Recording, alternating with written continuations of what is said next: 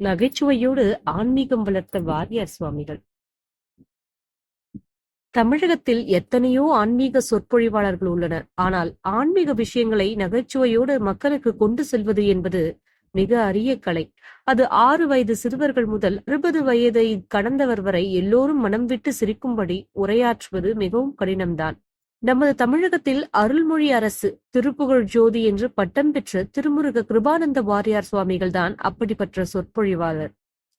1906 August 25 மல்லையதாசனுக்கும் Kanagavalli அம்மையாருக்கும் Vellore மாவட்டம் காங்கேயநல்லூர் கிராமத்தில் பிறந்த கிருபானந்த வாரியார் சமயம், இலக்கியம் மட்டுமின்றி பேச்சுத்திறன், எழுத்துத்திறன், இசை போன்ற பல துறைகளிலும் ஆழ்ந்த புலமை பெற்றவர். பள்ளிக்கே செல்லாத இவர் தனது தந்தையிடமே அனைத்து கலைகளையும் கற்றுத் தேர்ந்தவர். இவர் சிறந்த முருக பக்தர். அதனாலேயே திருமுருக கிருபானந்த வாரியார் என்று அனைவராலும் அழைக்கப்பட்டார். தினமும் ஆன்மீக சொற்பொழிவுகளை நிகழ்த்துவதையே தவமாக கொண்டு வாழ்ந்தவர்.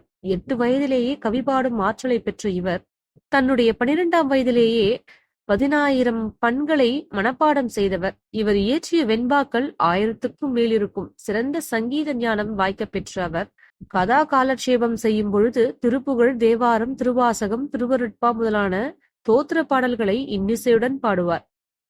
இவருடைய பிரசங்கங்கள் பெரும்பாலும் பேச்சுத் தமிழிலேயே அமைந்திருந்த காரணத்தால் பாமரர்களும் அவர்கள் பால் ஈர்க்கப்பட்டு அவருடைய பேச்சை கேட்க ஆர்வத்துடன் ஓடோடி வந்தனர். வாரியார் சுவாமிகள் பாமர மக்களும் புரிந்து கொள்ளும் வண்ணம் 500க்கும் மேற்பட்ட ஆன்மீக மனம் கமழும் கட்டுரைகளும் 150க்கும் மேற்பட்ட நூல்களும் எழுதியுள்ளார். வாரியார் சுவாமிகள் கோடிக்கணக்கான தமிழர் உள்ளங்களில் நற்பண்புகளையும் நன்னெறிகளையும் வளர்த்தவர். பக்திக்கு ஒழுக்கம் முக்கியம் என்று வலியுறுத்தி இவர் எளிமையின் வடிவமாக திகழ்ந்தவர். ஆன்மீக சொற்பொழிவாற்றும் போது இடையிடையே தரமான நகைச்சுவையை கலந்து எல்லோரையும் மனம் விட்டு சிரிக்கவும் சிந்திக்கவும் வைப்பதில் வல்லவர். ஆன்மீக சொற்பொழிவுகளின் போது வாரியார் சுவாமிகள் தனது கழுத்தில் போடப்படும் மாலையை கழற்றாமல் அணிந்தபடியே உரையாற்றுவது வழக்கம்.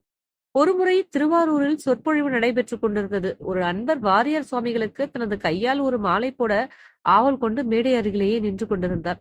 ஆனால் ஏற்கனவே வாரியார் சுவாமிகளின் கழுத்தில் மாலை இருந்ததால் தனது கையில் இருந்த மாலையை அணிவிக்காமல் தயக்கத்துடன் கையில் வைத்தபடி நின்று கொண்டிருந்தார். இதனை புரிந்து கொண்ட சுவாமிகள் தனது கழுத்தில் இருந்த மாலையை கழற்றி தனது அருகில் அமர்ந்திருந்த அன்பர் கழுத்தில் போட்டுவிட்டார். உடனே மாலையுடன் காத்திருந்த அந்த அன்பர் மேடையேறி வாரியார் சுவாமிகள் கழுத்தில் மாலையை போட்டார். உடனே வாரியார் சுவாமிகள் கூட்டத்தை பார்த்து நகைச்சுவையாக, எப்போதுமே நம்மிடம் இருப்பதை யாருக்காவது கொடுத்தால்தான் அடுத்தவர் நமக்கு கொடுப்பார்கள் என்றார். அவர் நகைச்சுவை பேச்சை ரசித்து கூட்டத்தில் பெரும் சிரிப்பலைகள்.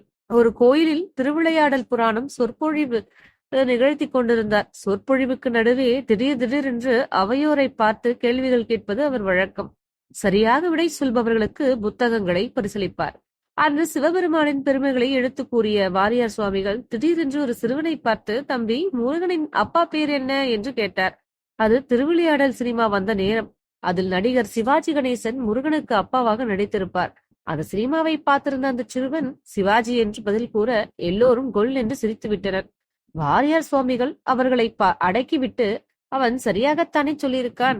நாம நேருஜி, காந்திஜி என்று மரியாதையாகத்தானே சொல்லுவது வழக்கம்.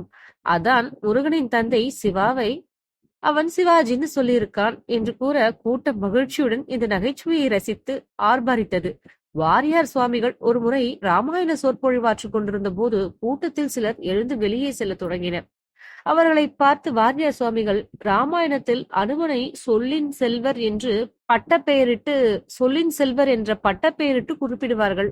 எனக்கும் சொல்லின் செல்வர் என்று பட்டம் கொடுத்திருக்கிறார்கள். அது ஏன் என்று இன்றுதான் எனக்கு தெளிவாக விளங்கியது என்று கூறி சிறிது இடைவெளி விட்டு, நான் சொல்லின் அவர் செல்வர், அதனால்தான் இந்த பட்டம் கொடுத்திருக்கிறார்கள் என்று வெளியேறுகிறவர்களை பார்த்து குறிப்பிட்டார். கூட்டத்தில் ஒரே சிரிப்பலை. அதன் பிறகு தாங்கள் அமர்ந்திருந்த இடத்தை விட்டு ஒருவரும் எழுந்திருக்காமல் அவரது சொற்பொழிவை கேட்டனர். வாரியார் சுவாமிகள் திருமணம் ஒன்றுக்கு தலைமை தாங்க வந்திருந்தார். அதே திருமணத்துக்கு நடிகவேல் எம்.ஆர். ராதாவும் வந்திருந்தார். இருவரும் சுவாரஸ்யமாக பேசிக் கொண்டிருக்கும் போது பேச்சுக்கிடையே எம்.ஆர். ராதா கிண்டலாக, நீங்க முருகனுக்கு 6 தலைகள் இருக்குன்னு சொல்றீங்க, அப்போ ராத்திரி எந்த பக்கமா படுத்து தூங்குவார் என்று கேட்டார். வாரியார் சுவாமிகள் அவரை பார்த்து, கொஞ்சம் இருங்க என்று சொல்லிவிட்டு மணப்பெண்ணின் பெற்றோரை கூப்பிட்டார். நேற்று ராத்திரி தூங்குனீங்களா என்றார். இந்த திருமணம் நல்லபடியா முடியணுமே என்ற நினைப்பில் நாங்க பல நாட்களா தூங்கவில்லை என்றார்கள் அவர்கள்.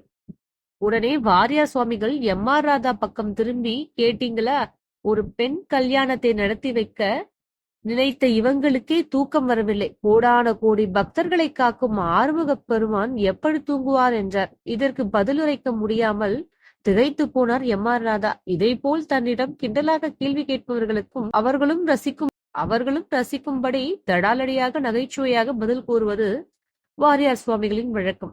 வாரியார் சுவாமிகளுக்கு அண்ணாமலை பல்கலைக்கழகம் டாக்டர் பட்டம் கொடுத்தது. காஞ்சி மகா பெரியவார் அவரை சரஸ்வதி கடாசமிருத்தம் என்று பாராட்டினார்.